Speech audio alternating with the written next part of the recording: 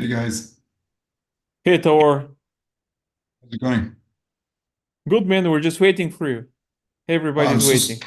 I'm so sorry. I apologize. I was No worries, struggling man. with it, which takes 5 minutes to open for itself, and then I realized it's so. I'm apologize. I Yeah. apologize. No worries, man. The retail, you'll be the last because you're like I guess, Yeah, I know. the hardest stuff. So let me just go on YouTube and then we're gonna get started. So just give me a second. Sure. Okay.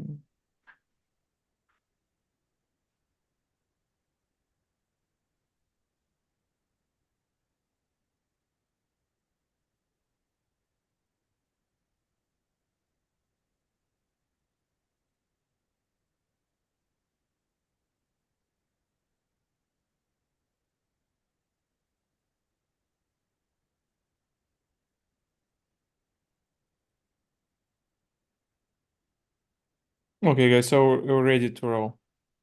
Okay, let me share my screen. Hello, everyone. Thanks for joining our, I think it's third webinar of the year, like the big ones that we do monthly for HelloTax. And today we're gonna cover some topics that we've never covered, and they're super important because sourcing, it's super relevant right now. You know, you've heard the term, you make your profit when you buy, not when you sell. So our guest today, Meghla, she's gonna talk about sourcing, what they're doing, how they can help out. After that, Corey Ganim is gonna talk about wholesale, which is something that we've never covered. No, he's a big expert. He's sharing ton of content on Twitter and LinkedIn about this stuff. But this is a topic that we've never covered for one reason. That's why I'm super happy to have him here. After that, Bob is gonna talk about Europe. Europe is the market where you guys are spending ton of money on vacations in the summer, but some of you are scared to actually sell there. So he's gonna give you all the tips on how you can sell not only on Amazon, but all the major marketplace. And the last, but not the least, Taor is gonna talk about how to go retail, how to do stuff with the big boys, you know, because there's all kind of tricks. But before we do that, let me share my screen. I'm gonna give a shout out to our sponsors. I'm gonna introduce myself, of course, because I mean, you need to know who is the good-looking guy without hair like Jeff Bezos here. So let me share my screen and we can uh, go from there. Okay, guys, so here's the title of today's webinar: Mastering E-commerce, Sourcing, Amazon Wholesale, Retail, Multi-Channel Growth Strategies. So, Tower Ofer, co-founder of Retail Empire, Meghla Bhardwaj. Sorry, Meghla, I'm not sure how you pronounce your name. You guys are going to introduce your after that yourself. She's the co-founder of India Sourcing Network. Corey Ganim is founder of BrandRocket. Bob Boekema is managing director and co-founder of TFE.Agency, and I'm Nick Penev. I'm the partnership manager at hellotax, co-founder of Extreme Power Brands and Scayul. A little bit more about me, you know. I have a partnership agency. I'm advising over 40 companies in the e-commerce space. And one of the things that we do is we organize these great events. I'm a webinar host. I've hosted over 300 webinars, which are all free. You just need to give us time and we're going to give you value. And I'm fully remote since 2010, long before it was cool. I spent the summer on the beach and the rest of the year, whatever my wife tells me. So that's my wife. But before we proceed, let me give you some peek at the topics that we're going to talk about. Meghla is going to talk about how to gain a competitive edge with unique made in India products. Corey is going to talk about how to build a seven-figure Amazon business selling other people's products. Bob is going to talk about the opportunity beyond Amazon, how to reach the other 75% of the European marketplace market. And Thor is going to show you how this brand sold his products to 1,400 stores of big lots in the US. And then we're going to have a Q&A session. We have over 10 questions already for people who cannot attend. So if you need to leave early, don't worry, we're streaming on YouTube. You'll be able to watch the recording. So ask your question in the Q&A session and we're going to answer that and then. But before we proceed to that, I'm going to give a shout out to our gold sponsor. This is one of my programs that we're doing. This is the expansion to the EU blueprint by hellotax and my company, Extreme Power Brands. What we do here, we're helping companies to expand in Europe. We do a marketing research and audit. We show you the money. We prepare a blueprint outlining all the necessary steps about your successful expansion to Europe. This is only for Amazon, by the way. So marketing research, VAT for health, tax product compliance for compliance, and logistics, localization, translation. And of course, because it's a bundle, we're giving away 3,000 per brand. So we're gonna help you with all the know-how that we know how to actually sell in Europe. On top of that, we're gonna give you some cool discounts so we can actually make it easier for you to expand. And just to let you know what is the solution. We're gonna do marketing research. I'm gonna show a sample report. HelloTax is gonna do the VAT compliance. It takes like 2 to 3 months to get that.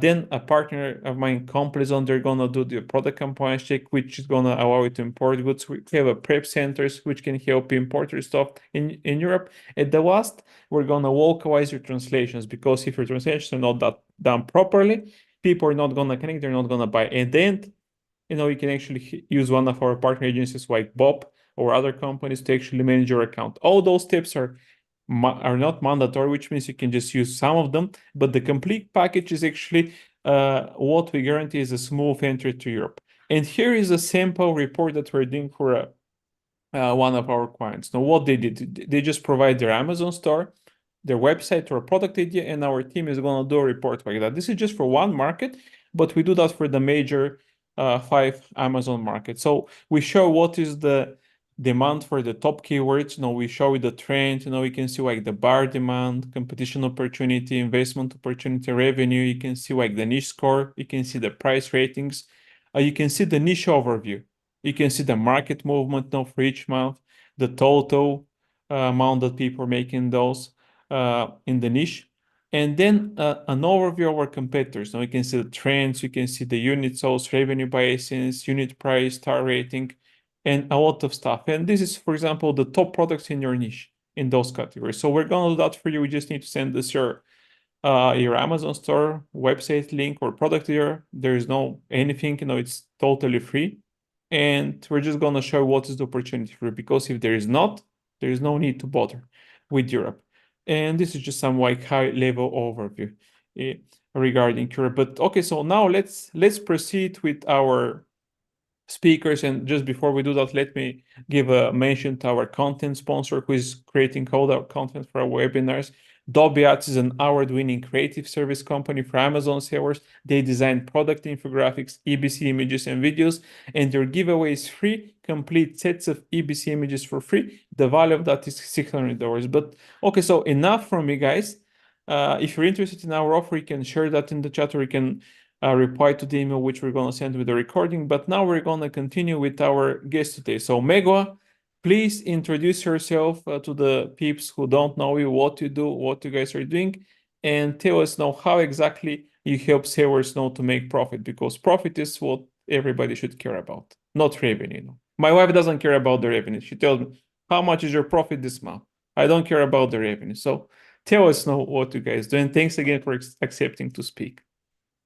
Thank you so much for inviting me, Nick, and really excited to be here with all of you guys. So yeah, we basically help people source products from alternative emerging sourcing markets, such as India and Vietnam. And we're also looking at other markets like Thailand.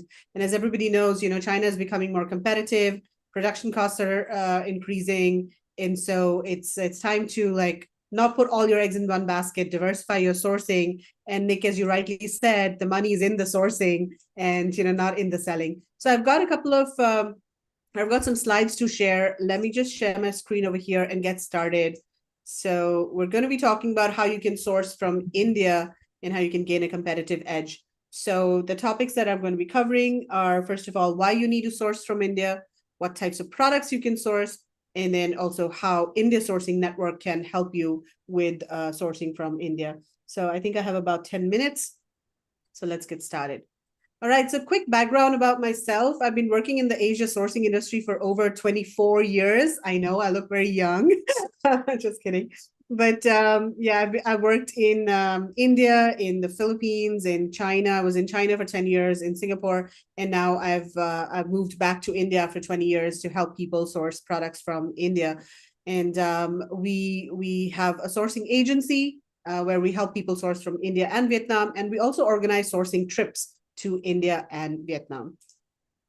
All right, so why should you consider sourcing from India, and why now? So the number one reason why people are considering, alternative markets in the current situation is, first of all, there are no trade tariffs on imports into the US from India or Vietnam. So as you guys know, there are, high Trump tariffs on products that are imported from China, specifically into the US. But there's no such, high import duties from other countries. So that is one big advantage. And in fact, one of the reasons I started this whole India sourcing business was when there was this trade war between China and the US in 2018, when the whole trade war started. That's when I saw the opportunity and I started this whole business. And it's just, been growing over the last 5 years. Also, India has better geopolitical relations with the West. So, there's more stability in the relations, and India has a lot of free trade agreements, for example, with European countries, Australia, UK, as well. And a lot of buyers are, not putting all their eggs in one basket, because you just never know what might happen with the whole situation in China. What if China, there's some, instability in the region, in Asia, with Taiwan and China, that is sort of putting all your supply chain at risk. And this is something that not only, it's not that we're talking about this because we are helping you source from India. It's because, these situations are occurring in the world that our business exists, right? That we are promoting India and Vietnam because this is a real risk.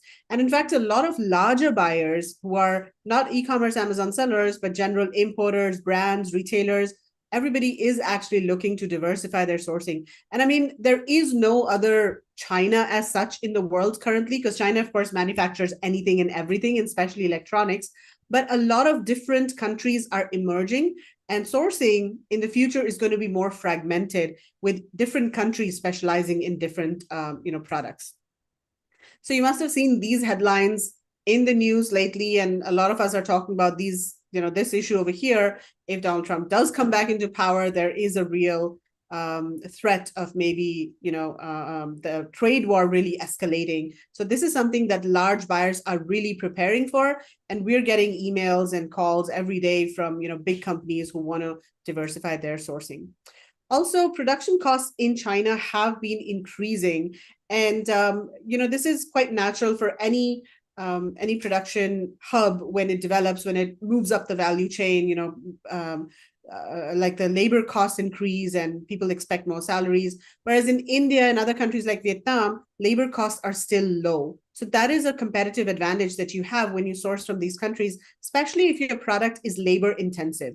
So if you're making, for example, something that requires cutting and sewing, like apparel or a bag, or fashion accessories or belts, things that require manual labor, you can really produce them cheaply in India or Vietnam because labor is less expensive. I mean, India has 1.4 billion people, right? So whenever there's a problem, we throw people at the problem. We have tons of cheap labor. So here's a chart that shows the minimum wage comparison across different countries. And as you can see, China's wages are significantly higher than all other countries, specifically India and Vietnam. So this is an advantage that India has. In fact, a lot of the larger brands, like apparel brands, for example, have been moving their low-end production out of China for, this is not a recent phenomenon. This has been happening for 5-10 years. As production costs in China were increasing, they were going to lower cost destinations such as Vietnam, Bangladesh, Sri Lanka for apparel production. Even for shoe production, for example, Nike set up massive factories in Vietnam, because of rising production costs. So here's a study that was done a couple of years ago where this global supply chain director at Procon Pacific, he did a case study where he produced the exact same product in 3 different countries. And as you can see over here, if China, the cost was 0, Vietnam was minus 11%, and India was minus 37%. So of course, this does not, it's not accurate for each and every product category. I mean, China has economies of scale because of which it can produce very low costs. Also, there are a lot of raw materials available in China. But if the raw materials are available locally in India and Vietnam, if it is a labor-intensive product, if there is competition, if the supply chain is well developed, then Vietnam and India can be very competitively priced compared to China. Also, we found that generally in India, there's better IP protection. And those of you who source from China, I'm sure you've either experienced this yourself or you've heard of stories where people develop a unique product, they even maybe have a patent on it, and they find a factory to produce the product. And once they give the factory the product. Sometimes even before their production is finished for the product is already selling on Amazon. And the reason for this is a lot of Chinese manufacturers are selling directly on Amazon D2C. However, in India, currently not a lot of factories are selling D2C. They prefer to focus on B2B, and they prefer to manufacture in large quantities. And that is the situation as of today. And this is why they're very protective of their buyers' designs. In fact, when we used to do a lot of live streams with suppliers from India, and they used to be particular about their buyers' products, because we used to ask them to show their showrooms and all, and then they used to say that, no, but we have our buyers' products, we can't really show the showroom. So they are particular about their buyers' designs, and your designs are better protected if you are sourcing from India. Also, there are a lot of unique products that you can source from India, and this is one of the biggest advantages that you have when you source from India. So there are a lot of, for example, handcrafted products that are not available in other countries. For example, these products are made from natural materials like metal, wood, glass.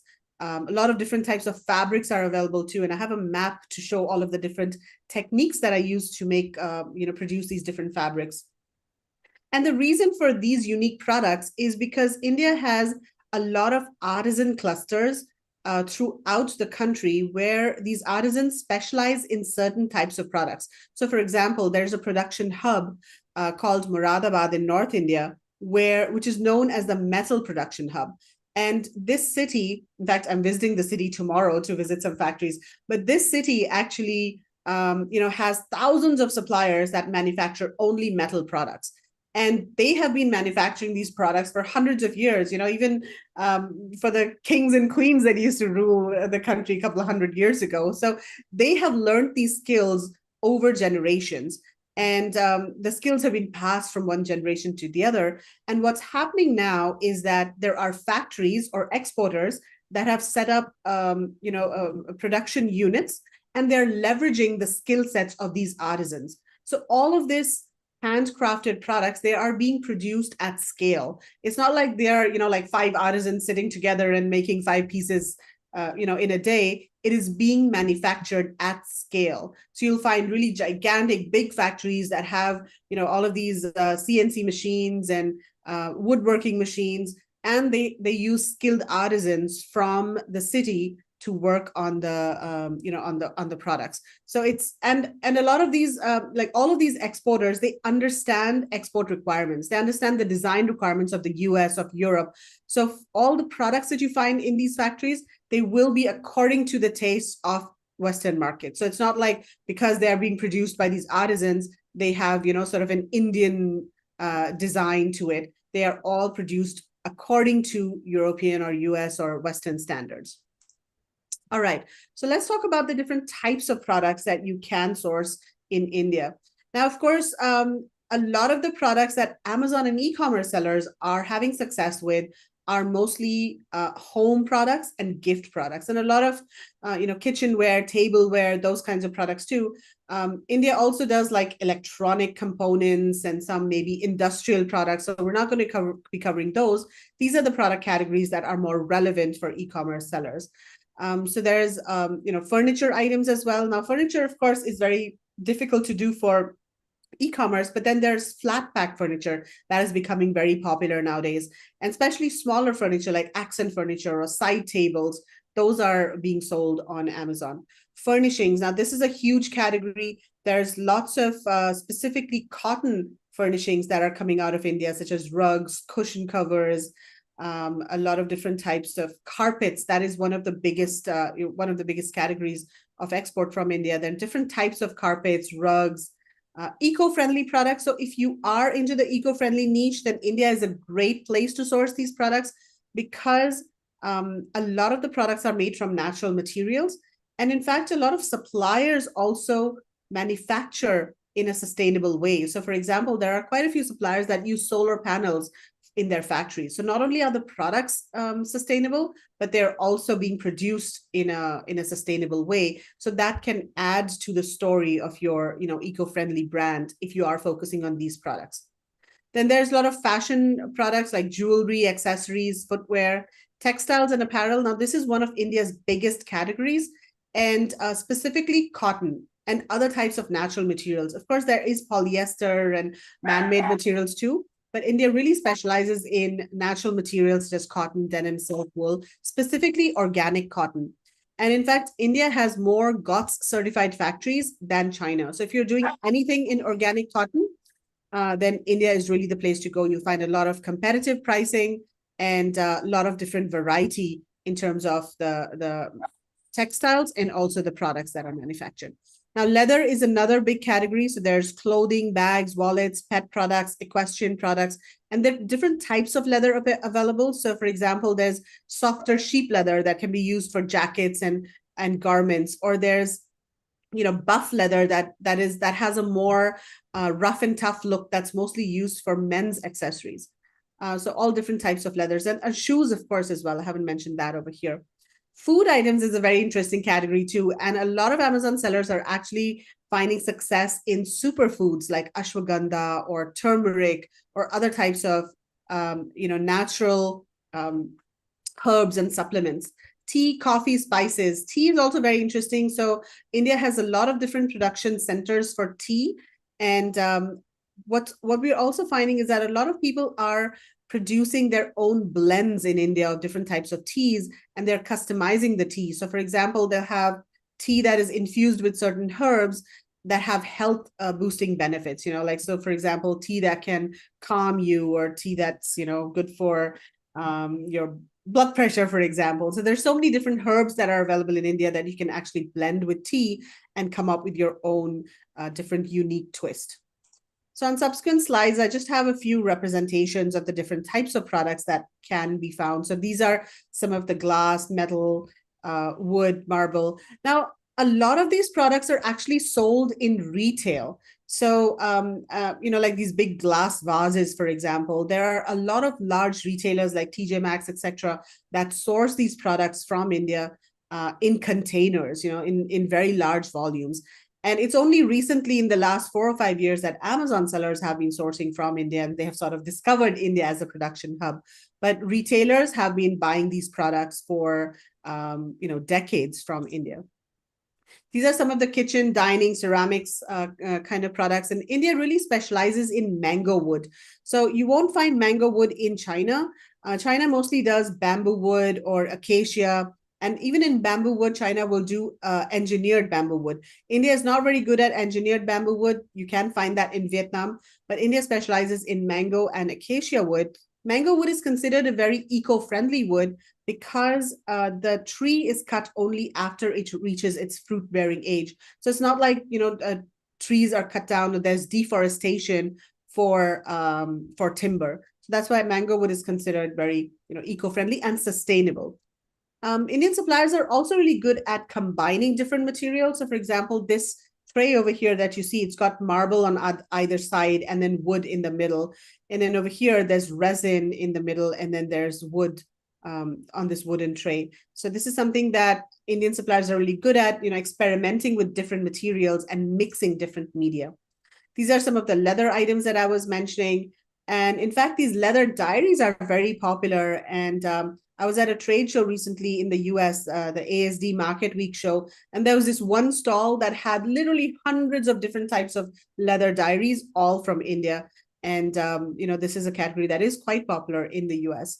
Then, of course, as I mentioned, footwear, bags, equestrian products, pet products in leather. Then some of the furniture items, you find a lot of antique furniture as well. There is this very specific market for antique furniture in the US and Europe as well.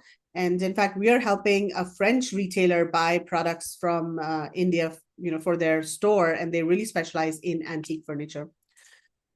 Jewelry, fashion accessories. Now, India does a lot of semi-precious stones. So there's a city in North India called Jaipur that specializes in semi-precious stones. And there's also a lot of sterling silver, gold, and even diamonds. If somebody is very ambitious, that's something you can consider too. Fashion garments that are made from mostly organic cotton, silk, linen, and wool. So I've talked about this earlier. A lot of pet products, in fact, a lot of eco-friendly pet products as well. So these are really cute. These are metal, pet urns. These are doing quite well, and a lot of pet bowls and of course, pet beds and other fabric-based pet items. Eco-friendly products. Now, this is a category that where there's a lot of innovation happening in India. So, for example, this bag over here is made from cork. Cork is basically, from the bark of a tree. It's a very good eco-friendly material, and it's being positioned as an alternative to PVC or even genuine leather. And over here, you see these wine bags. These are also made from cork.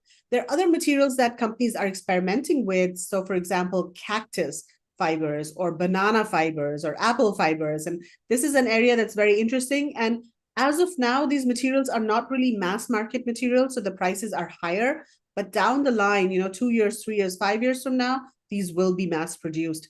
And in fact, one of the materials that's also very popular is recycled PET. And I don't know if I have an image of that over here, but it's basically, the water bottles that we use, disposable water bottles, those are recycled and they are made into fiber and then woven into fabric. And then there are different types of products that are made from recycled PET. Again, that's very, eco-friendly. A lot of macrame products, bedding, bedspreads, rugs, as I mentioned, cushion covers. Now, one of the things that India specializes in is using different techniques in cushion covers. And one of the reasons India can do this is because it's done by hand. So you can actually, combine, let's say, beading and embroidery and tufting and all of these different techniques on a cushion cover or a different type of, home furnishing item and get very interesting effects. Now, fabrics, huge variety of fabrics, again, available.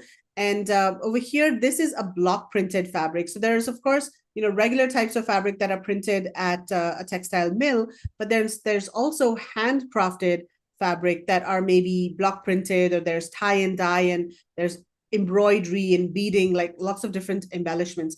So here's a map that shows all the different types of unique indigenous fabrics that are found in India that are unique and special to India. And each state specializes in a different type of fabric. So for example, in North India over here, you find this embroidery that's known as chikankari. This is very popular, and it's mostly done in white thread on very light colored fabric that is usually pink or yellow or light blue, really pale colors. So that's a specialty over here. In the West, there's things like mirror work and tie and dye. There's a lot of beadwork as well. The South mostly does silks, and then the North mostly does woolen items. And there's also pashmina shawls, or kashmir, as it is also known as. Those are very popular in the North. So there's just so much variety available in India in terms of the fabrics. If you are a creative person, there's so much that you can do with these fabrics. It's just incredible. And a lot of these items are also, created on hand looms. So they're not necessarily created on power looms. A lot of them are created on hand looms, which means that they have lower MOQs.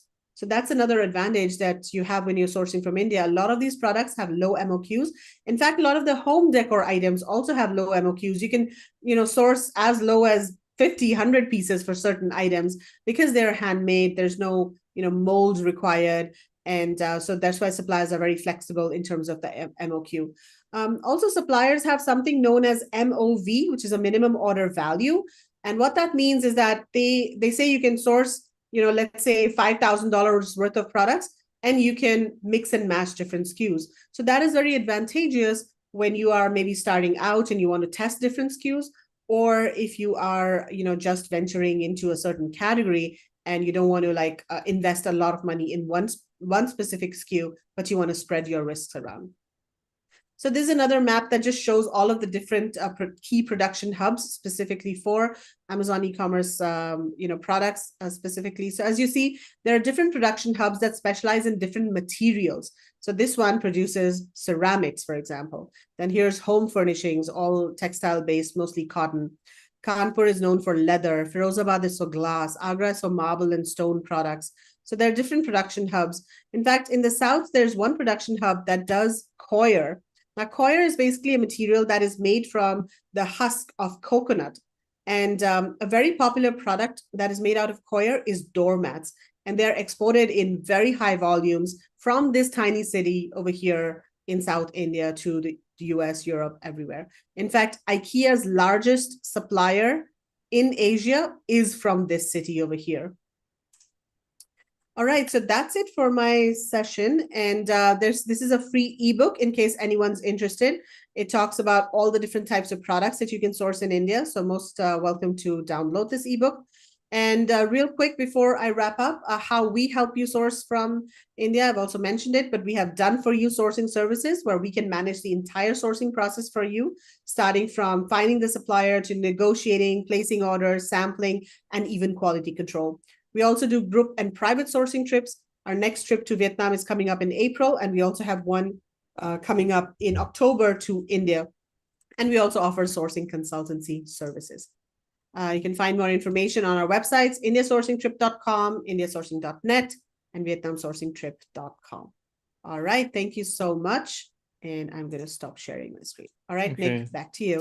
Thanks, Meghla. I like your presentation, especially the maps. Very good. You need to keep on posting this stuff on LinkedIn. They're very catchy. But now we're gonna talk about some. Once you source your product, then there's actually an option where you don't need to do any of the sourcing yourself, and this is where Corey comes into the picture because he's the master wizard, as I like to call my guests now, in wholesale. And he's not just giving tips. He's not just a guru which is talking like BS stuff. He's doing that himself. So Corey, tell us more about what you're doing and the secrets that you're going to share with our audience today. Yeah, absolutely, Nick. So first of all, thank you so much for having me. Welcome. I'm looking forward to talking with you guys here about my business model here for the next 10 minutes or so, which is called Amazon Wholesale. So this might be news to some of you, so I've included a little bit of background, and I'm going to give background on myself, background on the model, how it works, what it looks like, what it takes to be successful. So I'm going to share my screen here and see if we can get a slideshow going. All right, so does this look good, Nick? I think we should be good here. All right, so guys, this is going to be about a 10-minute presentation on how to build a 7-figure Amazon business selling other people's products. Okay, so most of you watching this webinar, you're probably on the private label side where you've either created your own brand or you're interested in creating your own brand, or maybe you manage a brand on behalf of somebody else. Well, my business model is an entirely different concept. Instead of creating our own brands from scratch, we focus on finding brands with existing demand and essentially tapping into that built-in demand, right? We're a reseller, we're a retailer of these products, and that's kind of how our business operates. So to get into the presentation, so I'll do a quick introduction. I've been selling on Amazon myself for just over 6.5 years now, actually coming up on 7 years. I think May 22nd will be 7 years to the day that I've been selling on Amazon. I started right after college graduation. So I graduated in May of 2017, and 2 days later, I started selling on Amazon. I started with books and arbitrage so when I say books, I started by like literally going around to thrift stores in my town, buying used textbooks, usually nonfiction books, for 50 cents, $1, $2, and then turning around and flipping them on Amazon for 15, 25. Some of these textbooks can go for 50 or even 100 or more dollars. So the ROI on that model is really strong. It's a great way to start if you don't have a lot of capital to start out. Then I transitioned into arbitrage, which is where you buy products from other retailers like Walmart or a Target, somebody like that, and then turn around and flip those on Amazon. I've been full-time with my current business model, which is wholesale, since 2019. And really since the beginning of last year, January 2023, I dove headfirst into content creation, mainly on YouTube, Twitter, LinkedIn, and Instagram, helping other people scale their business, putting out a lot of content about my business model and what I've done to be successful. So I'm going to give you guys the breakdown of like the wholesale 101, right? What is it and how does it work? So from a high level, wholesale is buying brand name products either directly from the manufacturer or from an authorized distributor at a wholesale price, and then turning around and selling it on Amazon at a retail price, right? So sounds like retail. That's exactly what it is. Our business model is no different from that of a Target or a Walmart or the mom and pop store on the corner. The only difference is our sales channel is Amazon. And as far as my business is concerned, we're 100% FBA. So we don't do any FBM. We have in the past. but just for scalability purposes and just really efficiency, we choose to be 100% FBA.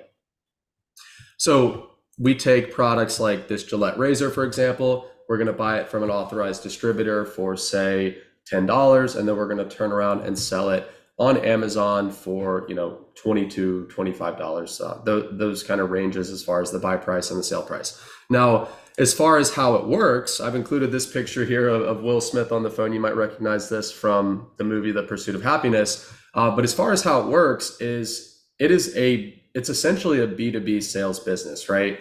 You are on the phone, especially in the early days, you're on the phone calling suppliers, calling brands, calling manufacturers, trying to get a foot in the door with some of these suppliers to essentially start buying products at wholesale and then turn around and selling them at retail.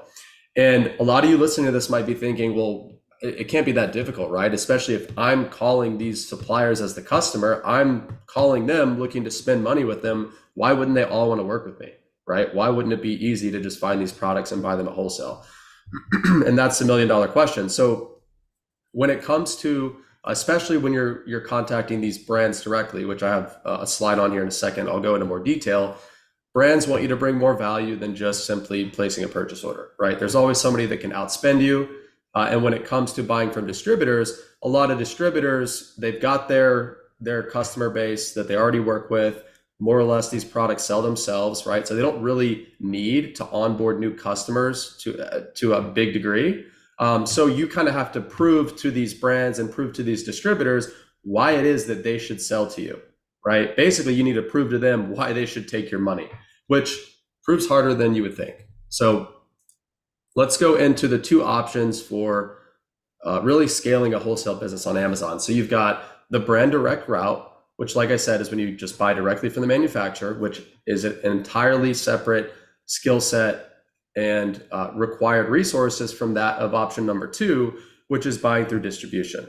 All right, so we'll dig into each of those business models here in a little more detail in a second. And also a common question that I get is, well, can I do both? Why should I do one versus the other? The answer is you can absolutely do both. My business does both. We work directly with some manufacturers. We work through some distributors as well. And at the end of the day, it takes a separate skill set. I apologize. My dog is he's a puppy and I'm taking him to the vet here shortly.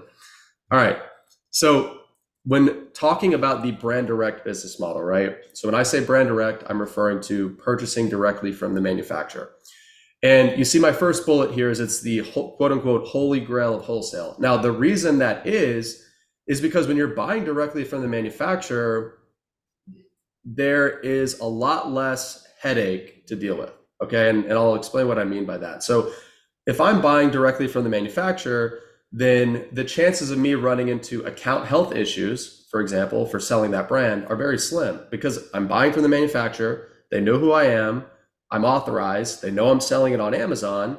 So the chances of them, for example, issuing an IP complaint against my business or an inauthentic claim against my business are very low because I have a relationship with the manufacturer, right? There's no reason for them to do that.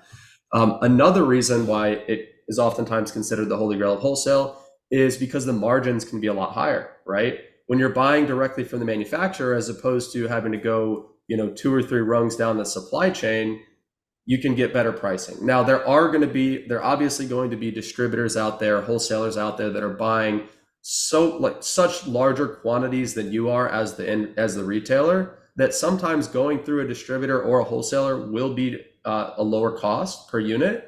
But generally, in my experience, from the experience of others out there that are doing this business model as well, buying directly from the manufacturer tends to be higher margin. And also, another huge benefit is the relationship that you create with the manufacturer. I've been in this situation many times where let's say we're buying a particular brand from a distributor and we don't have a direct relationship with the manufacturer. And then one day the manufacturer decides, well, hey, we're going to start selling on Amazon ourselves, or we're going to kick off 90% of our Amazon sellers on our listings because we want to choose maybe our top 3 or 4. And because I don't have a relationship with the manufacturer, if I'm buying through a distributor, I have no recourse, right? I have no way of almost pleading my case to have them allow me to continue selling the product. So if that one brand is a large portion of my business, it could go, it could get shut out in the course of a day or a week in those situations.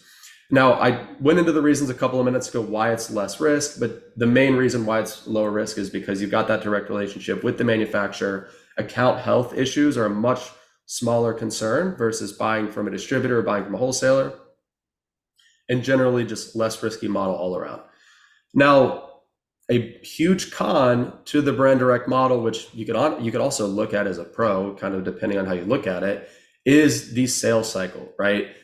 This is to really land a solid brand direct wholesale account where you're more of a partner, you're not just a reseller with these people. It takes months. And in my experience, it can take years. So my number one brand direct account, which we're one of, I believe, 12 authorized retailers on Amazon, took me 3.5 years of quarterly follow-up to land. I first reached out to this brand when I started my wholesale business, started wholesale in 2019, and we didn't close that account until halfway through 2022, actually the end of 2022. It was right around Thanksgiving of 2022. So now that brand accounts for multiple 5 figures per month in gross profits from one relationship where all I have to do is buy and sell. This is somewhere in the range of a $50 to $100 million per year brand, and they've got 12 authorized sellers on Amazon. So you can imagine how valuable that relationship is. But like I said, it took years of follow-up to land. All the best accounts, whether they're brands, whether they're distributors, are going to take a very long time for you to prove to them why they should work with you, right? Very similar to any other sales business where it's a longer sales cycle. You got to earn their trust before they work with you. Now, when it comes to which brands we target and the brands that we go after to try to open an account directly with the manufacturer, I'm not here targeting Nike, right? It's insane to think that Nike's going to give little old me a wholesale account, right? So I don't target the Nikes of the world. I don't target the Procter & Gamble's of the world. I don't target the Unilevers of the world. The type of brands that I do target are very small to mid niche brands that already have an existing presence on Amazon. And so an example of that is this brand here, Erva. They're a brand of lawn and garden products. They were our very first brand direct account that we landed back beginning of 2019. And I would be willing to bet, I think there's 30 something people on this call. Nobody on this call has heard of Erva, unless you're into like gardening and outdoor type products. But with that being said, back in 2019, when we first contacted Erva, the brand was doing 6 figures per month in revenue on Amazon, but they were completely unknown outside of their niche. And Erva was one of those brands that they had a good thing going on Amazon, they had momentum, but they didn't really have a lot of direction, and they were dealing with 15 unauthorized resellers. Someday their products were selling at $70, some days they're selling at 50, and they were just trying to herd cats, getting 15 people to follow their MAP policy, right? Their minimum advertised pricing policy. So we were able to go in. In fact, they were so I was living in Chicago at the time. Erva was located in Chicago. I cold called them. I built rapport with the number 2 person at the company. I was able to go into their plant, sit down with the owner, sit down with the number 2, show them a plan for how we can not only help them sell more on Amazon, but help them protect their brand as well, right? Get rid of these unauthorized sellers, touch up their listings, run effective advertising. We're not looking to piggyback on their existing sales. We're looking to increase the size of the pie here, right? And that's exactly what we did. We worked with them for multiple years. Unfortunately, the owner just did not want to put much effort into Amazon. So we parted ways with them about 1.5 years ago, but there are, no exaggeration, tens of thousands of brands just like Erva in every conceivable category on Amazon where this is a legitimate approach. All right, so let's talk about the second option that I mentioned earlier, right? We've got brand direct, which we just went into. Now let's talk about purchasing through distribution. All right, so when it comes to purchasing brand name products at wholesale through distribution, it's a much lower barrier to entry. Distributors typically, for the most part, the only thing they care about is 2 things. How much money are you going to spend? How often are you going to spend it, right? So a lower barrier to entry, if you've got a decent size chunk of capital to spend, then you can get into just about any major distributor in just about any category. Now, most distributors will want you to fit inside like the box of the type of customer they're used to working with. So for example, if in my Amazon business, I mainly sell, let's say, grocery products, and I call up a distributor of, let's say, power tools, well, even if I have all the money in the world to spend, that distributor is probably going to shut me down because they're going to look at my business and say, well, okay, great that you have money, but you have money to spend, but you don't sell, you're not our typical type of customer. You sell groceries, right? So in my experience, if you're going to go the distribution route, if you're going to look to source a lot of your products from distributors, focus on a niche is a huge asset, right? Don't go looking to buy tools one week and then toothbrushes the next week and then pool supplies the week after that, right? There's an 8-figure business to be built in just tools or just pool supplies or just groceries, for example, right? Now, just like the brand direct model, buying through distribution is 100% relationship based. And really, the entire wholesale model is relationship based, and every other presenter here speaking, at the core, they're all businesses, all of their businesses are relationship based, right? I don't think this is news to anybody that has any sort of experience in the business world, but the stronger the relationship you have with your sales reps, with the owners of these companies, if they're somewhat of a smaller company, and with the colleagues of your sales reps as well, the more profitable the more profitable your business is going to be, and the more money you're going to make. So we've, just by developing our relationships with some of our top sales reps at our distributors, we'll get better terms. For example, going from no terms to net 60 is not unheard of when you've been doing business with a company for years. We'll get better pricing. We'll get preferential treatment on, let's say, a product that we usually buy from the supplier. They just got a shipment in. Well, instead of them putting that on the market or putting that on their website and letting anybody just buy it, they might come to us first and say, hey, Corey, we just got product XYZ in. I know you guys buy a lot of this product. You guys want first dibs, right? That is totally common practice and something that comes from having really strong relationships, particularly with your sales reps at these distributors. And I do firmly believe that buying through distribution is going to be the quickest way to scale an Amazon business because of that lower barrier to entry.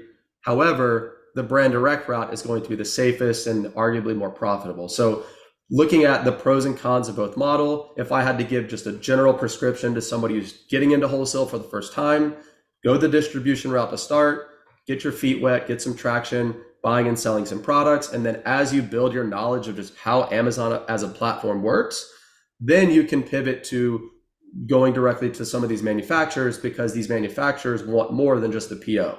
They want you to help them grow, right? Which is an entirely separate skill set than just selling on Amazon. And so when buying from distributors, we're buying products like this, right? For example, this is a product that we bought last week, IB Guard. It's an abdominal supplement that I believe it might be a P&G brand or it's a Unilever brand. And again, the chances of me going directly to P&G to buy this product are virtually zero, right? They've got minimums of like full truckloads per week, and you can't be an e-commerce seller and all these other hoops you got to jump through. So my only choice if I want to buy this particular product is to buy it from a distributor. Same thing goes for this Ninja air fryer. This is a product that we sourced at a fantastic price at the ASD trade show, which takes place, it just took place in March. It's happening again in August in Las Vegas. So we met with one of our large consumer electronics distributors at the trade show. We sat down with them. We looked through some of the products they had available. One of them was this Ninja air fryer, which we got a large amount at a really good price. And again, we're just buying it wholesale. We're turning around and selling at retail, right? Because the chances of us buying directly from Ninja is slim, because they only work with very, very large customers if you were to buy directly from them. All right, so just a quick and dirty rundown. I think I'm running short on time here. I only had about 10 minutes. So to quickly give you guys the overview of how you find these brands in the first scenario, right? If you're going to go directly to the manufacturer, I like to use a tool called Smart Scout, which is, it's an Amazon SaaS tool. They have a feature called, it's literally just called Brands. And within the Brands feature, you can input different filters. Those filters can give you a very curated list of brands in a given category that meet a certain criteria, right? So that's how we do all of our initial research. And then it's as simple as finding the contact information for the brand, which usually just involves Googling the brand name, finding their website, calling them up, and following up as many times as it takes to get a foot in the door, right? Which, like I said, in the case of my best brand, took 3.5 years. And I have there at the bottom, the last bullet point, call 100 brands minimum. There's nothing that really annoys me more than people on Twitter, on Instagram, whatever, that say, well, I called 5 brands or I called 10 brands. They said no, and wholesale doesn't work. It's like, well, it does, because when I started, I was calling 20 to 30 brands per day for about 3 months before I landed that first profitable account. So it works. I promise you it works. So you're not allowed to say it doesn't until you've at least not just called, but spoken to 100 brands, because your pitch is going to be no good until you've given it at least 100 times, right? So that's what I like to tell people. Speak to 100 different brands, hone your pitch. It gets easier with time. This stuff really works. And when it comes to finding distributors, the advice that I gave earlier absolutely applies. You want to choose a niche, right? Now, you don't want to go so narrow that there's just not a lot of distributors out there. So for example, you don't want to go, as narrow as, let's say, plumbing parts for toilets, right? That's a super narrow niche, but plumbing as a niche is a fantastic niche. And there are hundreds, if not possibly thousands, of B2B plumbing supply stores or plumbing product distributors out there. And that is a very unsexy niche, which if you follow me on social media, I preach all the time. The riches are in the niches, especially those unsexy niches in like the industrial and scientific category, tools and home improvement category, automotive category that other people just don't look at, right? I like to find 3 to 5 brands within that given niche and use that almost as like my shopping list, right? So I find 3 to 5 brands, let's just say within the plumbing niche, that are already selling well on Amazon. So that way, when I find a distributor and I call them up, I know the exact brands I'm looking for. I say, yep, I'm Corey, I own a retail business. I'm looking for brand XYZ. That way they're going to take you a lot more seriously than if you were just calling them up saying, hey, I'm looking for, anything that's profitable, right? Which is a line that a lot of newer Amazon sellers use. And it's the quickest way for a supplier to know that you're an amateur is if you don't know what you're looking for. So find those 3 to 5 brands in that niche that are already selling well, reference them when you call distributors, and the chances of you getting a foot in the door are much higher. And it's as simple as calling them up and asking for a dealer account, which dealer is kind of like industry parlance for retailer, right? Again, using that terminology is going to let them know that you're serious, that you know what you're talking about, and that they should give you the time of day. All right, and this, I believe, is my last slide here. So people hate hearing this, but it's the truth, right? You want to commit for at least 2 to 5 years to this business. This is not a business where you jump in, you learn the business, you make a killing in 6 months, and then you're doing something else 6 months later, right? That's just not how it works. This is a business where it takes at least 1 to 2 years to even know what you're doing, right? I'm coming up on year 6 of wholesale, year 7 of Amazon, and I just now feel like I know what I'm doing, right? Maybe I'm a slow learner, but at the end of the day, you got to commit to the process, commit to the long term. This is something that takes time. These relationships take years to develop, right? Especially the best ones. And I got a line there that I heard from somebody. I don't know who I heard it from at all, so I can't give them credit, but it's like, listen, you don't meet many broke Amazon sellers who've been selling for over 2 years, right? Anybody that's been in this business for at least a couple of years, at the very least, is making good side income. A lot of them are probably doing it full time, and a lot of them probably know what they're doing after at least a couple of years.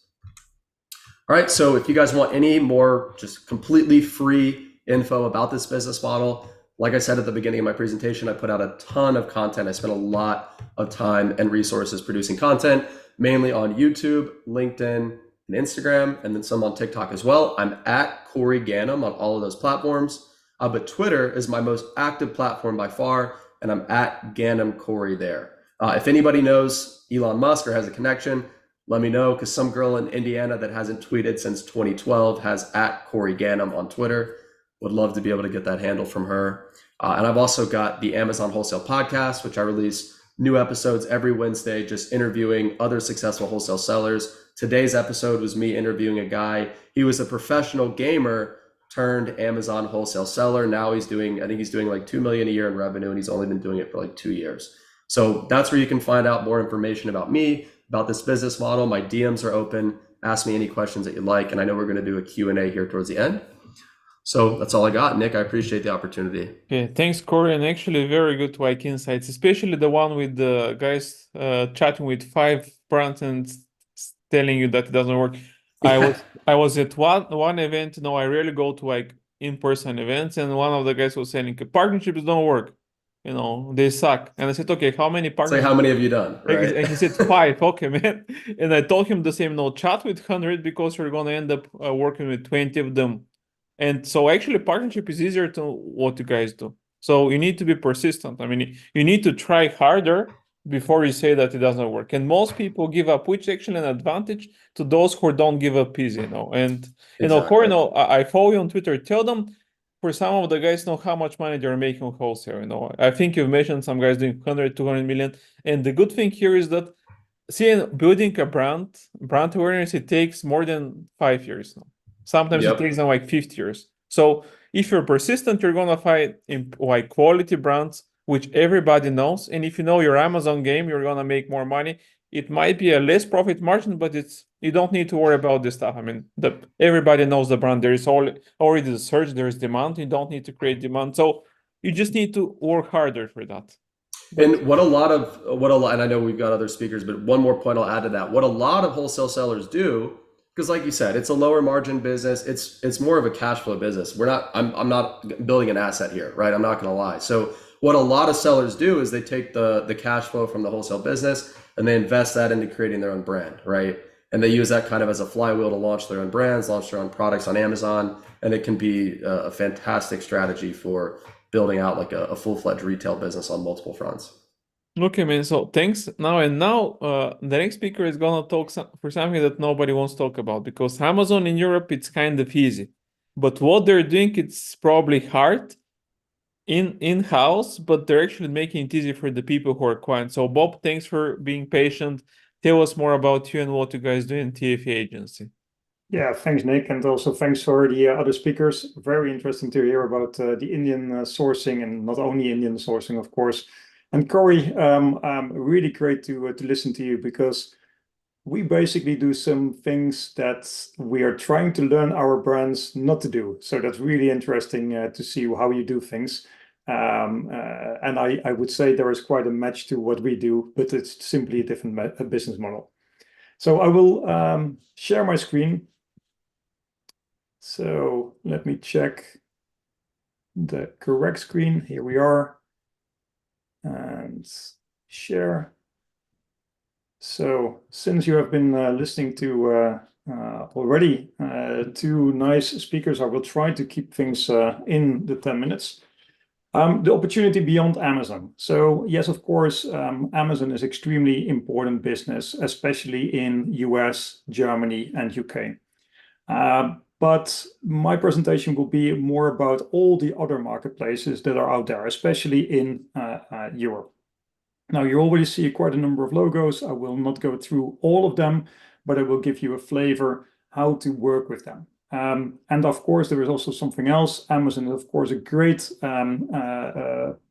party to make turnover, for sure, but they also know how to squeeze you. Sometimes I'm saying if Amazon is 100, then other marketplaces are at 50 in terms of development. So Amazon is leading the pack, not only in turnover, but also making you as a seller a difficult time. The other marketplaces are less mature, and that also means there are more opportunities. I'm not saying that they are, of course, not learning. They are learning fast, but we will get back to that. Yeah. So, but who am I? Well, that nice friendly guy that is on that picture is Bob. Bob Boekema, if you try to pronounce my name, but that's not the most important element. I've been working 13 years with a company called Lyrico, which was and is a distributor in office products, so not really the most sexy products, but they did that throughout Europe, Asia, and also in the US. They were active back then with a turnover of a little bit more than 2 billion. And I started there as a sales rep, became purchaser, marketing purchase director, and innovation director. And what Corey just said about doing sales, because purchasing is basically selling, trying to find that new partner. trying to find that new brand. That is exactly what I've learned being the sales rep. You need to be able to create that relationship. You need to be able to speak with your target audience, whomever that is, and to persuade them. And it will not work with just one call. You need a numerous number of calls to get where you want.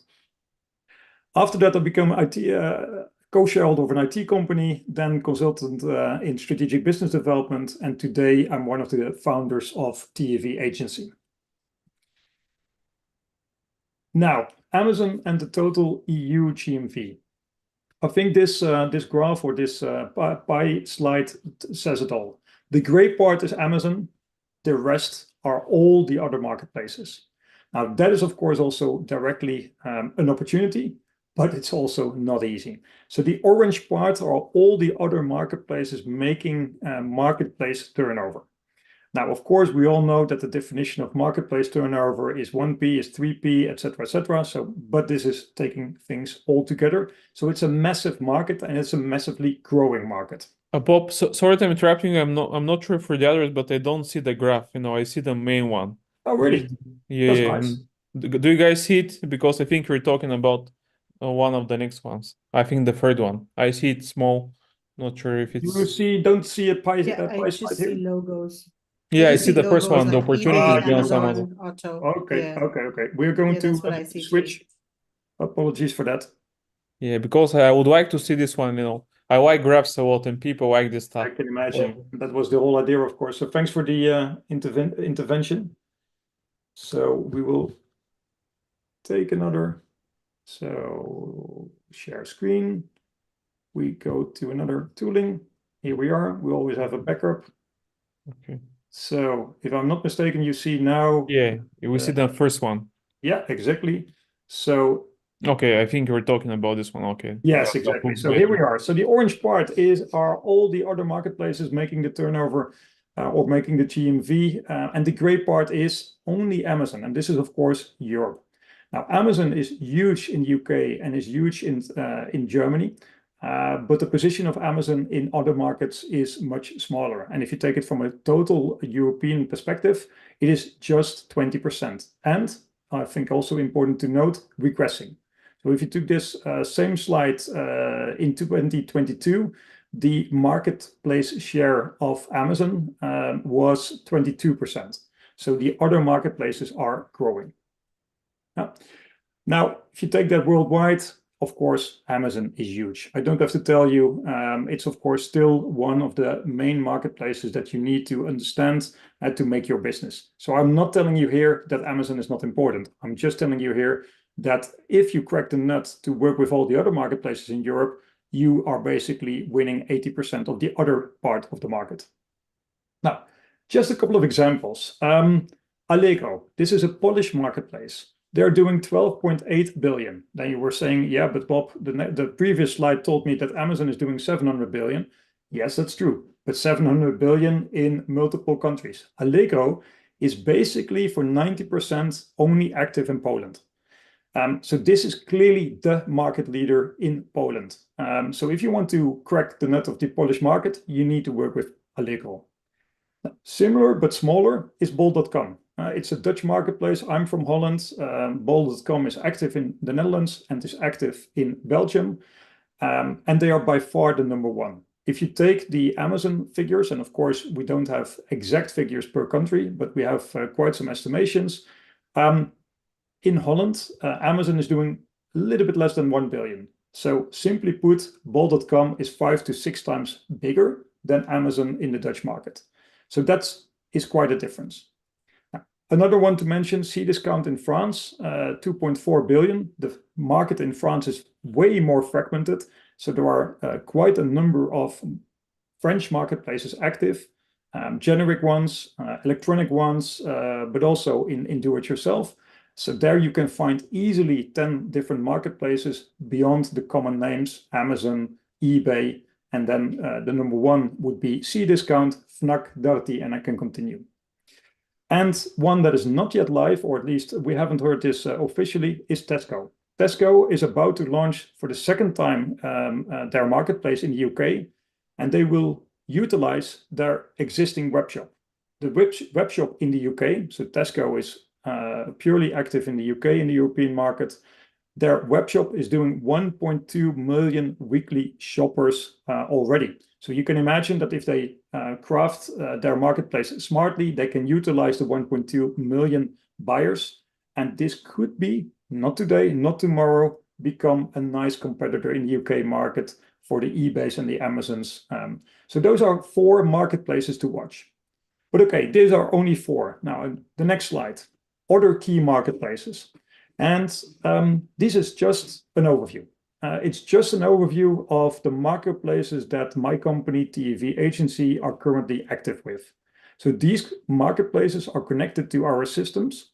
And just for your understanding, we have another 10 marketplaces currently on our roadmap. And as you probably have recognized, you don't see a Zalando, you don't see other fashion marketplaces. We are only focusing on non-fashion. And if you just take the number of marketplaces that are active outside fashion, it is easily 75 marketplaces that you need to cover the whole of Europe. So almost every market has its own market leader or leading retailer with a marketplace. Now, as you can imagine, it's not easy to sell your products on all those marketplaces. Because you need multiple solutions. It's not only that you need to be able to push your offers to all those marketplaces, you also need to be able to have the content requirements in place. You need to have the right translations. You need to have the customer support, the customer service. And let's not forget a company like hellotax, which we are using as well to make sure that you are also VAT compliant. Because, yeah, Europe consists of multiple countries, as you of course know. Now, would this be interesting? So yes, it is of course a hassle to work with all those marketplaces, but when you then look into the opportunity at this moment of e-commerce as such, so the e-commerce part of the online and offline business, it is still a relatively small part. So, of course, when you see the German part, it's quite large, mainly due to Amazon. Amazon is by far the largest marketplace in Germany and is eating up a large portion of the gray part. But all the others, you see that there is quite an element which is orange. And that element orange means that there is basically still a lot to grow. And that is also what you see in almost all the markets. E-commerce and because of that also marketplaces are growing in terms of share between offline and online sales. Now, simply put, the more the south you go, the more opportunity there is, or to say it differently, there is clearly a growth of online sales being made in countries like Italy, Spain, etc. Now, what does it take? Now, I already mentioned a couple of elements, but to make it very simple, you need fulfillment, you need administration, you need technology to do things at scale, you do need customer service, and you need content. Now, what do we do as TFE.Agency? We help brands to be active on marketplaces, either via their own accounts, so then we manage their accounts and we bring them to all of those marketplaces, or we are actually the seller on their behalf. So it's basically almost competing with what Corey does, but I already made some notes, so I will reach out to Corey to speak further, because what we do is we do it basically on behalf and as part of the strategy of the brand. But we also see that a lot of brands simply don't understand the opportunity of those marketplaces. So we can teach them and we can educate them, but sometimes it's better just to be the dealer. And then all of a sudden we are in Corey's arena. We help brands to sell on those marketplaces, and we start basically to educate them. To educate them, what does it take? To educate them why it is important to be active with marketplaces. Then second, we start with the onboarding, which is often a technical part, so that our systems can connect to their warehousing or with the chosen fulfillment solution. because often the brands do not have any dropshipment capabilities. So we will help them to find the right dropshipment partner. We connect and we make sure that we can drop ship in the region that is required.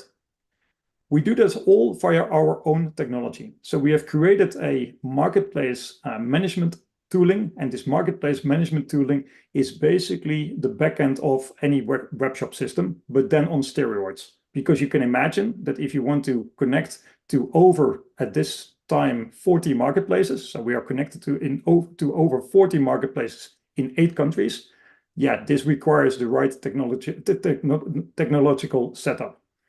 Because you all want to do this at scale. Margins are not really great. You need to make sure that you have the touch points you have are as efficient as possible, so that all the elements are managed correctly. Now, this is what we do at scale. Now, this also means that we can do it also for small brands and for large brands. So the largest brand that we work for, the largest company we work for, is doing over 2 billion in sales. The smallest company is a olive oil company coming from Greece, and the family is just making great olive oil. So we work for small companies, we work for large companies, and we can do this because we have our technology platform in place. With regards to customer service, we have made sure that we have this in-house, so we are not outsourcing this. Why? Because we want to make sure that we can reach the quality scores that the marketplaces demand. You need to be able to answer within 8 to 24 hours, which we do. And in most cases, of course, you also need to have the ability to speak in the right language. Although, of course, there are all kinds of tools out there which you can use, but that's something we can speak of and I can help you with.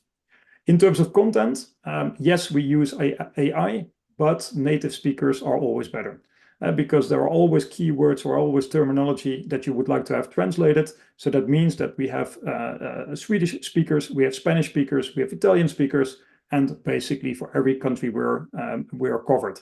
The next country that we want to open is Poland. So yeah, if you know any Polish speakers, I'm open to that.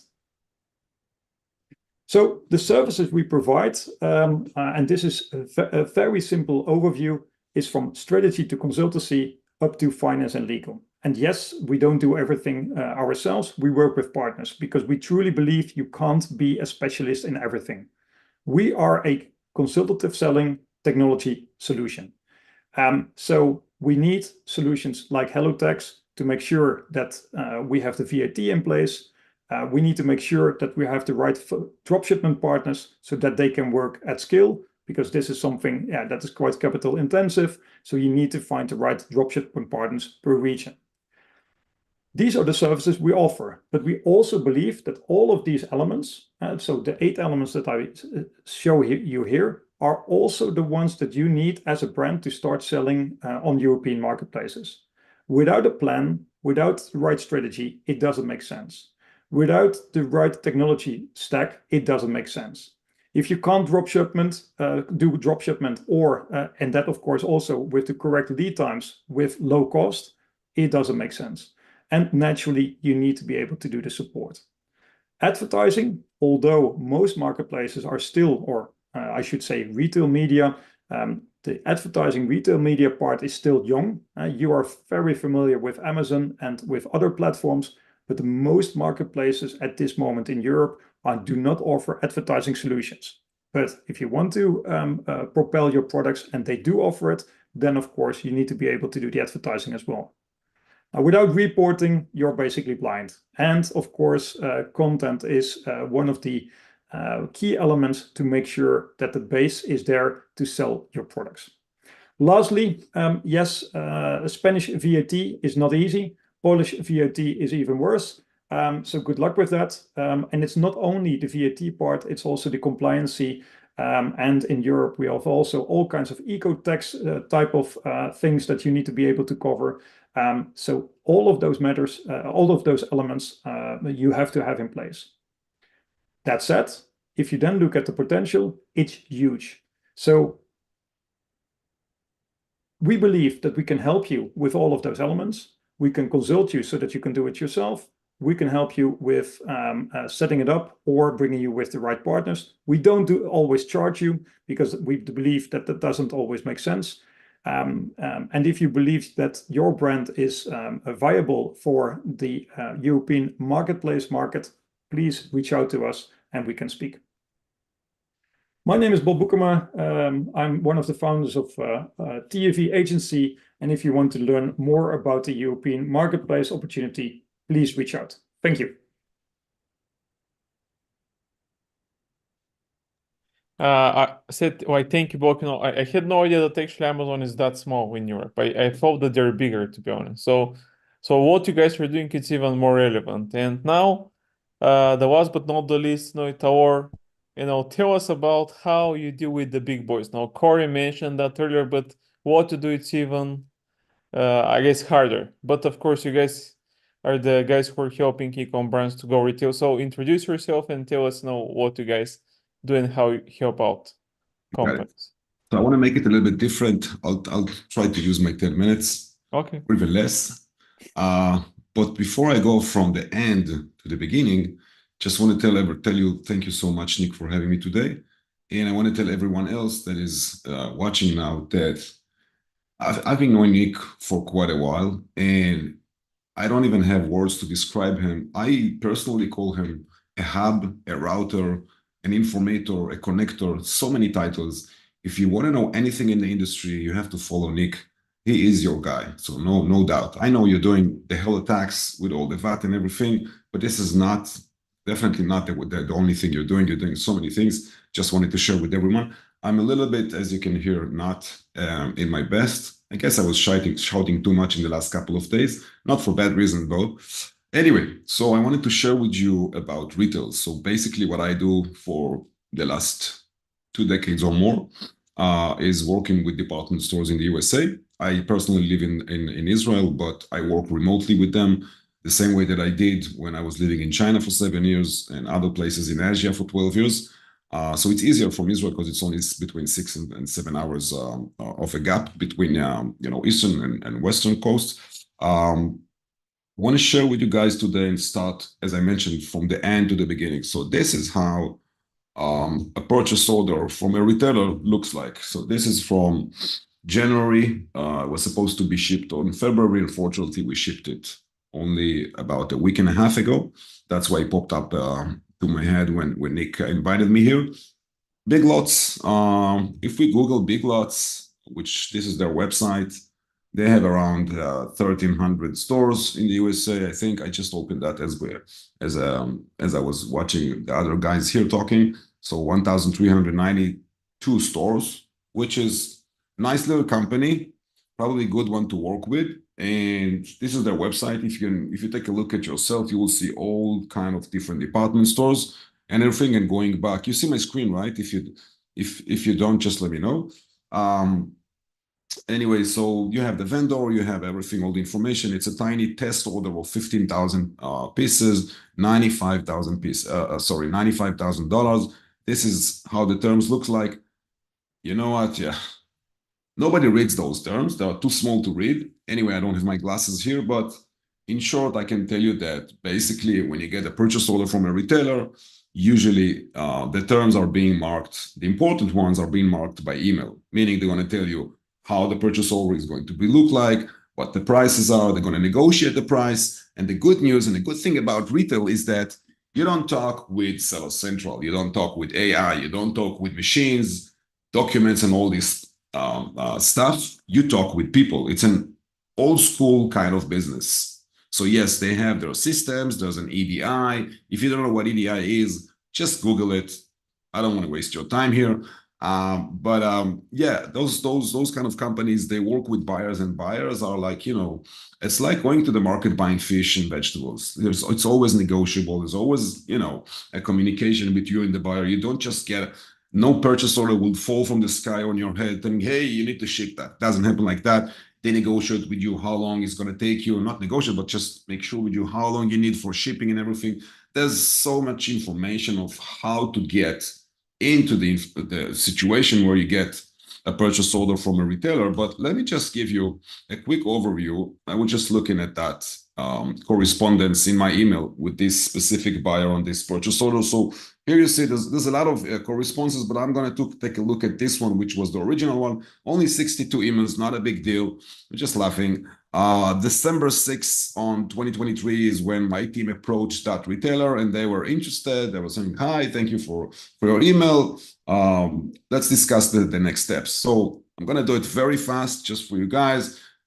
Once they're interested, they either ask for samples or they ask for a phone call, a Zoom call, whatever it is. Okay. Normally it's going to be, a Zoom call. That's what works for everyone. This guy here, Jaskirat from Rainforest, is a customer of our company. He's been corresponding directly with the buyer, telling him like, let's, set a time and everything. And then he send them like what inventory they have available.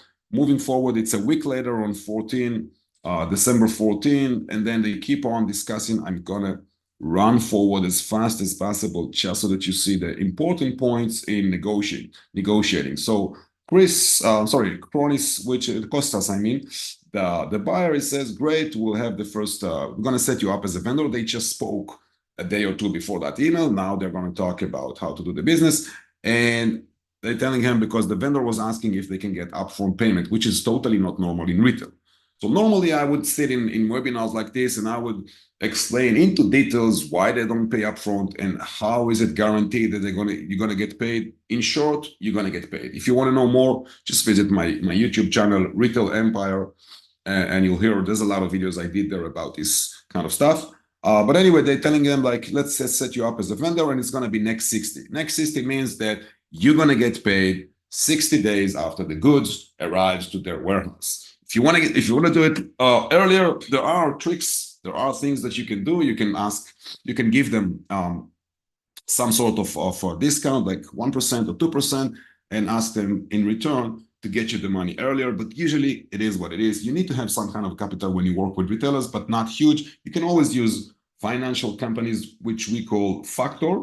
Again, Factor Finance, just Google that. You're going to see a lot of tons of information. I don't want to waste your time. I want to show you some, from the inside thing, correspondence of how to get that purchase order running from the vendor side of you and also from the buyer side of you.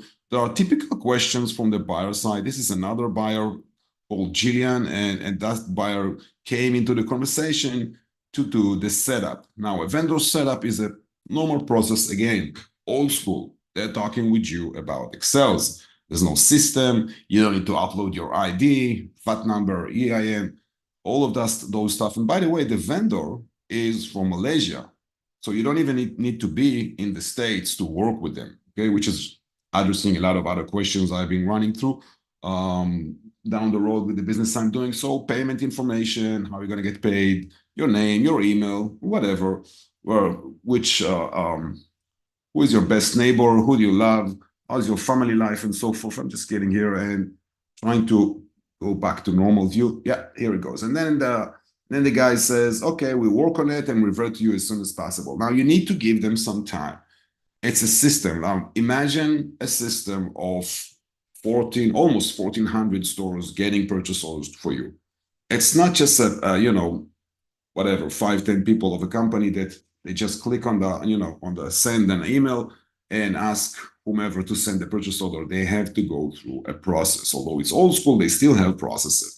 So it takes time. You have to be patient, and you don't want to nudge. You don't want to be, sitting on their neck and driving them crazy about your purchase order. It's going to come. Once they told you it's come, they're setting you up as a vendor. They saw the samples. You've been discussing all the details. The order is going to come. Just take it easy. Retail business is a slow but huge business, okay? That's why like a test order is gonna be $95,000, which is not huge, obviously, but it's a test. Yeah, I know the pricing is not that great here. It's $6 per unit. I'm not gonna talk about the products themselves. It's a complete different topic for another session, if I will have the honor to be in another session of Nick. Anyway, they are discussing, W9 or W8, which is the form for a US company or non-US company, which is also a correspondence about the other topic I just earlier mentioned. You don't need to have a US company. You can sell retailers in the USA, even if you are in Malaysia, India, wherever, Israel, wherever you are, Europe, and so forth. And as you can see, they're nice. They'll send you like, cute images and everything. And eventually, if I scroll down, they're going to tell them, okay, everything is ready. We have this sheet, we have that, we have this Excel, blah, blah, blah. And we're going to send you the purchase order. Now, what you need to know is that there's a language in retail. And by that, I'm going to wrap it up. There's a language in retail, and I've been talking about this in a lot of different webinars. You can watch them out there on Facebook, on Twitter, on whatever, mainly on YouTube as well. Again, Retail Empire on YouTube. And the language is terms. So if I'm not familiar with the terms, they're going to identify that and they're going to be afraid of doing business with me. So what do? I'm an online vendor. I don't know the terms. So you can either Google them or take a course or learn or whatever it is, or you can use our knowledge. And by the way, I'm not talking about using my knowledge as a service that I'm selling you or anything like that. Just use my knowledge by watching videos that I'm doing, because I'm talking about those terms all the time, because I want people to be educated and to know what terms. For example, EDI, a very common first question from a buyer. They're asking you, are you EDI certified? Now, EDI is just a stupid CRM dumb system. It just sends you the purchase order, invoices, packing slip, and all this crap between you and the buyer. So why do we need that? We can send by email. That's how they like it, because they want to have a system where they can have everything in one place, and there's a record for everything. You cannot just say, hey, I sent you the email. It wasn't, I didn't receive that. No stuff like that. Anyway, EDI is one example. Other example is WSP, which stands for wholesale price. There's tons of, terms and languages, but eventually at the end of the day, they know that you're selling online and you're trying to hit the market in the offline market, which is brick and mortar. And for that, they're trying to test if you at least a little bit understand the language. One of the things about the language is to get familiar with line sheet. When they ask you for a line sheet, they want to see pricing and SKUs. They don't want to look at it in your website. Well, they already did, but now they want to know the wholesale pricing and basically, basic attributes of each and every SKU you have. So a line sheet would usually be sent as a PDF e-catalog. Okay, I'm saying PDF because you don't want to send any document, any Word document to buyers that are running, millions of dollars, because it wouldn't look good. That's it for now. I don't want to make it too long. Again, terms, you can hear it in my podcast. I just showed you a nice purchase order for a vendor who started to work with this with us in November. Back in December, they started to get purchase orders, and I think that if you look at the market, eventually there are almost 4 million physical stores in the USA. So you can sell on Amazon. It's great. It's good. There's no doubt. But then, I've seen tons of people waking up in the morning to a situation where, the listing is closed, or there's new rules, or a lot of stuff like that, a lot of restrictions, which is something that just doesn't happen when it comes to retail with physical stores, brick and mortar stores. That was my part. I hope I filled the 10 minutes or even less. And thank you so much, Nick, for having me today. Okay, thanks, Talor. All the stuff that you guys shared is very good, but we are actually over time, so we need to actually jump to the question. So let's start with the first one. So the first one that's from Barry Gravenhorse. That's for you, Meghla. Actually, it's not a question, just to let you know that the presentation was great for India. So kudos for that. The next one is from Hamza Johan. Hello, thank you so much, guys. I have been selling on Amazon for 3 years using wholesale business model. Sales during the years were 800K, 1.3 million, 1.2 million. I would love to sell my business model. How can I sell that? I know a ton of guys, but probably Corey, you know guys who are actually acquiring this type of businesses. Is there a such thing, by the way? Well, so I think the way to address the question here is what makes a wholesale business saleable, right? And so most people's wholesale business is not saleable. There's no asset. It's just a cash flow business. If, what would they be buying? They'd be buying maybe your SOPs, maybe your supplier relationships, which, they would get that in due diligence anyways and cancel the deal. And then there goes your business. So what makes your business truly have resale value as a wholesale business is having exclusive contracts in place with brands to be the exclusive authorized reseller for a given marketplace. And the key is those contracts have to be transferable, right? Or assignable. So that way, if you were to sell your business and the new owner takes over, they would simply inherit that contract because it's transferable to the new owner. If there's no transferability clause or if there's no assignability clause, then it's that's going to hurt the value of your business significantly. So to be brand direct with exclusives in place is really the only thing that allows you to sell your business. Okay, man. So connections, no. Connections are more valuable than money, I guess. Yeah, but in this case, I'm talking like contractual. Okay. Like contractual agreements to be like the only authorized or exclusive reseller on Amazon, whether that's US, UK, etc. Okay, man. So thanks. Another question from somebody anonymous. I don't have the name.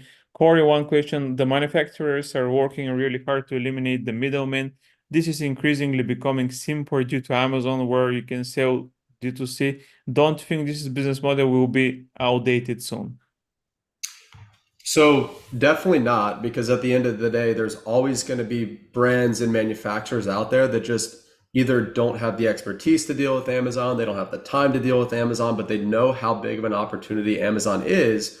So they need somebody like us, a partner who understands the platform, who can help represent them there. And not only help represent them there, but help them grow, right? Because it's one thing just to take a slice out of the pie and just capitalize on their existing sales and do nothing to help them grow. It's an entirely separate skill set and an entirely separate pitch to say, hey, we can take your existing sales and add to them, right? Not just be another reseller piggybacking on your existing sales. So no, as long as Amazon has a marketplace platform, this business model will always be viable, 100%, no doubt about it. Okay, thanks, Corey. Then we'll go to the next question. This one is from Hane Anderson for Meghla. What is the best way to find suppliers in India? Okay, so there are a couple of different ways. First of all, you can use an agency like ours. So India Sourcing Network, we're a sourcing agency. We can help, find suppliers. You just need to tell us what products you're looking for. And we have vetted suppliers in our database. If you want to do, DIY, do it yourself, there are a couple of different options. One, you can go to directories like Alibaba and Global Sources. Now, most of the suppliers on both of these websites are from China. So like 95% will be from China, but there are suppliers from other countries, including India. And what you need to do is use the country location filter to find these suppliers. So first do your product search and then use the filter for India or Vietnam to find suppliers. What you can also do is, just Google, just Google, whatever product you're looking for and then manufacturer in India. And because like Google is not blocked in India, like it is in China, so a lot of the suppliers' websites are actually indexed on Google. But the problem is that suppliers' websites are not updated on a regular basis. And in fact, many of the very well-established suppliers in India do not even have websites, because they have enough business or they don't develop, products themselves. They mostly manufacture for their buyers. So they don't really display the products on their website. Another thing you can do is visit trade shows. And this is a great opportunity to see thousands of products at the same time, because a lot of Indian suppliers actually display their unique products at trade shows instead of, putting it on their website. So there's one trade show that's known as Delhi Fair. It's held twice a year in February and October. And that is the most important export-focused trade show in India for home products. And during India sourcing trip, we in fact go to that trade show. Also, if there are trade shows in your specific country, like, there's some home products and furnishings shows that are held in Germany, you can visit those, like Himtex, for example, is one very key one where a lot of Indian suppliers are exhibiting. And also in the US, there are multiple shows. So those are a few ways to find suppliers. Okay, sorry, Meghla. Let me go to the next one. This one is from. Okay, that's what this one I think it's for you. Or from Sofia Rodriguez. What are the typical payment terms with retailers? I think you mentioned that, but again. Yes, I did. So just a correction, because I noticed that people are registering to my non-active YouTube channel. It's Talor Ofer, Talor Ofer, my channel. It's also called Retail Empire, but there's two of them, just notice. The one with the subscribers is the active one. Anyway, payment terms basically is net plus, meaning you're going to get the goods shipped to their DC, distribution center, and then you're going to wait somewhere between 15 to 60 days. Okay, it could be 2 weeks, it could be 8 weeks. That's the situation. Very rare to see them paying you upfront, even deposit. When is the situation of them paying you deposit like 15, 20, 25% is usually not with typical retailers, but with retailers that are like subscription boxes. Subscription boxes is an entire different world. It's also included in retail, but it's under a special channel section. But they are mostly the only ones who are paying deposits. So usually, yeah, you will have to wait between 2 to 8 weeks for your money. Okay, man. Next one, where this one is for, I think this one is for me. From John Gordon. How long does it take to start selling in Europe with the expansion program? So the standard is like 2 to 3 months. That's how long it takes for the VAT. In the meantime, you set up the product compliance, which might take like from a few days to a few weeks the most. And then, of course, you handle the logistics, and localization is the last thing. But if you don't want to bother with all this stuff, then you go to Bob and TFE agencies, because they're gonna set you up in a few weeks, right, Bob? It takes you probably 2 to 3 weeks to start selling, because they don't need to get the VAT. The VAT part, if that is, well, we have of course via our accounts all the VAT already done, but it depends a little bit how the brand is organized. So whether they have their product data in order, and of course whether we need to do the fulfillment. In principle, yeah, we are good to go tomorrow. In most cases, it takes, well, I would say 6 to 8 weeks. But we have also a worst case scenario where it took 1 year to go live. But it's all depending on how we can get things organized. We have a project manager taking care of the onboarding. We have an account manager to take care of the whole support and driving your business. So that's basically how we do things. And we sometimes work for companies with 50 SKUs up to now I think the record breaking is now 10,000 SKUs. So yeah, it all depends, of course, what type of company you are and what the complexity is. Okay, thanks, Bob. Question for you, Corey. What's a realistic margin for a wholesale business? From Dorian Sikorsky. Yeah, so in general, gross margins are going to be between 10 and 20%. I'd say a solid wholesale business, just in general, is going to have a gross margin of around 16%. That's pretty good. And then net, you're looking at 5 to 8% net after owner salary, after everything, but before taxes. Okay, thanks, Corey. Question for you, Meghla, from Isabella Rossi. How to manage quality when sourcing from India? Okay, so quality, there are a couple of things. First of all, we have to keep in mind, regardless of where we are sourcing from, quality is very subjective. So in sourcing, we say that quality is just the adherence to specifications, because what quality means to you might not mean the same thing to me, right? Because the standards are different for each country. So the first thing to keep in mind is you have to define your quality standards. You have to tell the supplier what kind of certifications you want, what kind of accessories you want. For example, if you're doing, let's say, a bag, what kind of zippers you want and the buttons. So all of those things have to be defined by you. And then it's the supplier's job to basically follow your specifications and your guidelines. And if that happens, then you will get a quality product based on your specifications. So it is quite important, first of all, to conduct inspections when you are sourcing, from India and even from China, in fact, because you want to make sure that every, batch that is being produced is according to your specification. So even if you have been sourcing from the same supplier for many years, it's always advisable to do at least one pre-shipment inspection to make sure that, the products are okay. And in fact, if you have larger orders, then I would recommend doing even like a midline inspection or a pre-production inspection as well. In fact, very large buyers, they do 2 or 3 different inspections when products are being manufactured. Especially if there is, let's say, a fabric-based product, you should also do a fabric inspection before you're getting started. But of course, you have to keep in mind that if inspections also cost money. So if you are doing very small orders, then it doesn't, it's not very viable. So typically, quality control should cost about 2 to 3% of your total order value, and that should help you determine how much you can spend on inspections and how many inspections you should do based on your order value.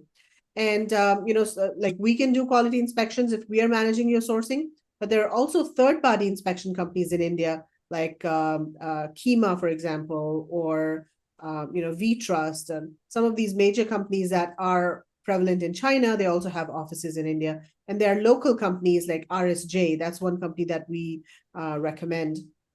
And so you can use a third-party inspection company. They charge per man day, and typically they charge anywhere from $150 to $250, $300 per man day, depending on the product, depending on how large the order is, and also the location. So those are some ways to manage quality.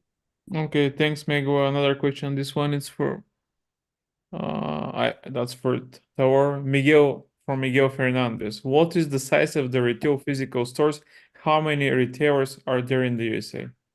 There are over 29,000 retailers in the States, which is across almost 4 million physical stores. We're talking only on the physical stores. So if you look at Walmart with a couple of thousands, if you're looking at CVS with 9,900 or something like that, there are the big ones, there are more, but you also have retailers with 50 stores, 100 stores, and so forth. That's the variety. There's a lot of variety. I would say that the big ones are approximately about 200 of them. But we basically work with 450 retailers as of now in the States. Okay, one question is from me. Is it good to actually start with the small retailers to build like a record and then to go to the big ones? Or I don't really never define them by their size. I don't care if it's Costco who is going to order from me or TJ Maxx, because they can start, and that's what they usually do, start with a test order and then go to the big numbers, so that they would know that they grow with you step by step and not kill your business by collapsing you with a huge order. So, and obviously with the small ones, it's not even an issue. Okay, man. Okay. I'm gonna go to the next question, just answering one of the questions. So the next one, let me see. Okay, that's from Lee Wei, that's from me. What budget, okay, actually Bob can answer that as well. What budget do I need to get started with the expansion? I assume you mean expansion to Europe. What we've seen is probably 5 to 10K at the minimum, but Bob can give you like more information about what they do if you want to go omnichannel.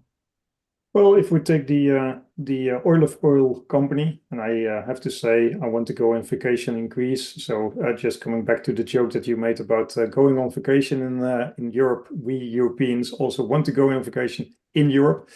No, the budget for this small brand, and it's really a small brand. They have around 25 SKUs.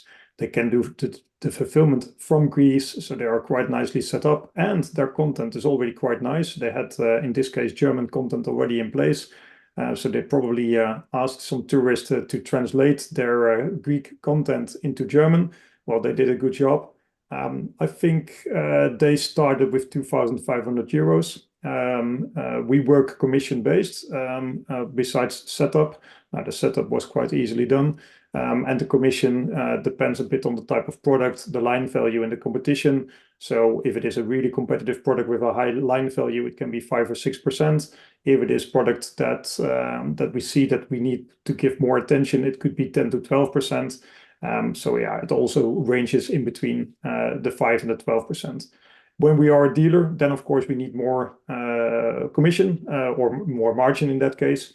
But that gives you a little bit an impression. So you can already start with a small budget, as long, of course, we already have marketplace accounts in those countries, in those areas in place. Otherwise, the costs indeed rise. And 10,000 products, yeah, that budget was slightly different. Okay, man, I'm gonna answer the question with a picture, something that I did yesterday. So that's my answer. 10K to expand my eBay brand to EU. and thank you for your vacation. So, see, Drake thinks that he's not gonna bother with the expansion. So, okay, let's go. We have actually a few more questions. We're done, guys. This one is for Corey. What is actually a very good question? What is the minimum budget required to start wholesale? Diego Martinez is asking that. Yeah, great question. So the number I always give people is 5 to 10K for inventory, right? So if you plan on buying a course or if you plan on paying for any sort of information to learn the business, that's got to be in addition to that 5 to 10K. Now, caveat, I know people that have started with 2K or 3K or less than 5K that have been successful, but this is a business that's very capital intensive. The more you have to spend, the quicker you're going to scale and the more money you're going to make. But in general, 5 to 10K for inventory is where you want to start. Okay, man. So I guess see, this is actually very important because what Bob said 2K, Corey said 2K. I started my ecom business with like 5K. Me and two other co-founders, and we had 25 million in 5 years. So, I mean, of course, now it's harder than back then in like 2010, but still, I mean, what Corey mentioned is very important. Persistence, most people fail because they give up too early. That's it. I mean, it's not right. We're not gonna go to Mars. We're not gonna go to the moon. We're not building anything like unimaginable. We just give you some tips on how you can actually grow a business, just being persistent, using the tips. So let me see if we have more questions, but I think that was the last one. And yeah, actually, we don't have any more questions. So guys, thank you everybody, like Corey, Meghla, Talor, Bob, for actually spending like almost 2 hours, sharing Pleasure. different tips. The presentation was great. We're gonna share the recording tomorrow. So if some of you guys couldn't watch the whole thing, you can watch the recording. Feel free to subscribe to our YouTube channel. Follow me and our guest today on LinkedIn, Twitter, and I guarantee you, I mean, if you follow them, you're gonna learn a lot more than what they shared today. And of course, if you need their service, you can go ahead and get in touch with them. If you want to expand to Europe, just reply with your Amazon store website or your product idea. We're gonna do an expansion report, and we're gonna connect with Bob for the full marketplace in Europe. So thank you again, everyone. Enjoy the rest of the evening. The rest of Thank the you, day for you, everyone. Corey. Thanks, and Nick. Thank you, guys. Bob, Corey, Take care, Meghla. everyone. Thank Bye. you. Thanks. Thanks, You. everyone. Bye. Bye-bye. Have a Bye-bye. great day. Bye-bye.